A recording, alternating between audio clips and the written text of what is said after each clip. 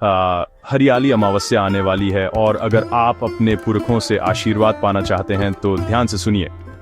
इस साल यह 24 जुलाई को पड़ रही है, सावन के ठीक बीच में, वो जादुई महीना जो लॉर्ड शिव को समर्पित है। हिंदू परिवारों के लिए यह सिर्फ रस्मों के बारे में नहीं है, यह बाधाओं को दूर करने, पुराने जख्मों को भरने और अपने घर में सच्ची शांति लाने का एक मौका है। तो पारंपरिक तर्पण के बाद आपको क्या करना चाहिए? सबसे पहले एक पीपल का पेड़ ढूंढिए। यह सिर्फ कोई पेड़ नहीं है, शास्त्रों में कहा गया है कि यह देवी देवताओं और पुरखों का घर है।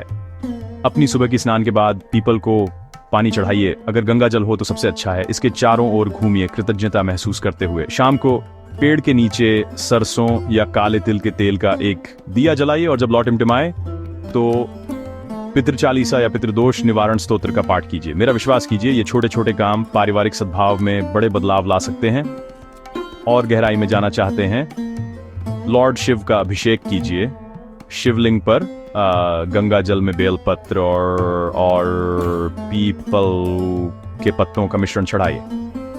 अतिरिक्त आशीर्वाद के लिए तुलसी या नीम जैसे पवित्र पेड़ लगाइए या भोजन, कपड़े या यहाँ तक कि एक पौधा भी दान कीजिए। और मंत्रों की शक्ति को मत भूलिए। शुद्ध हृदय से ओम त्र्यंबकम यजामहे या ओम देवताभ्य पितृभ्यश्च का जाप करने से भी आप अपनी जड़ों से जुड़ सकते हैं। याद रखिए, ये अनुष्ठान इरादे, सम्मान और उन लोगों के प्रति प्रेम के बारे में है जो हमसे पहले आए। आपकी हरियाली अमावस्या शांति, समृद्धि और उन आशीर्वादों को लाए जिनकी आप तलाश कर रहे हैं।